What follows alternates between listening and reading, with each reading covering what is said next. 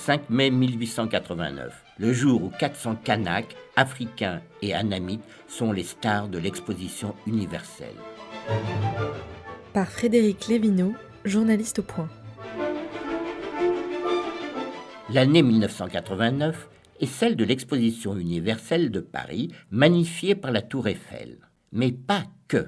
On s'est empressé d'oublier que sous la fameuse tour, des indigènes originaires de toutes les colonies françaises furent exposés comme dans un zoo. Ceux-ci débarquent sur l'esplanade des Invalides le 5 mai 1889, à la veille de l'ouverture officielle de l'exposition. Il y a là 400 Africains, Kanaks et Anamites qui se répartissent entre plusieurs villages indigènes reconstitués. Ils ont été recrutés dans leur pays d'origine par des chefs d'expédition leur ayant carrément fait passer des castings. En fait, les villages n'ont pas été construits avec un grand souci d'authenticité. Tout est mis en scène, caricaturé, stéréotypé. Par exemple, le village des Paouins, une tribu du Congo, abrite les membres d'une autre tribu.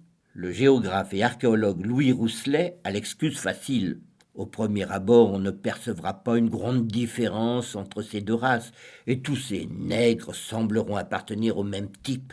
Le même en visitant le village sénégalais renchérit. Ici, c'est la mare où nous voyons accroupie une des femmes du village dont les attributions sont de laver le linge des habitants, et vous pouvez être certain qu'elle ne chôme pas. Les nègres sont propres et aiment apporter des vêtements toujours frais.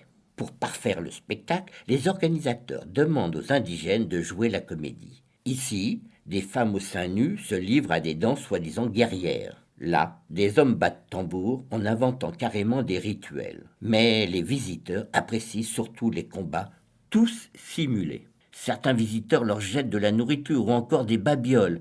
Ils se moquent des indigènes malades, tremblant de froid à la porte de leur case. L'exposition universelle de 1889 n'a été ni la première ni la dernière à présenter des villages coloniaux. De nombreux promoteurs privés poursuivront cette triste tradition jusqu'à la moitié du XXe siècle.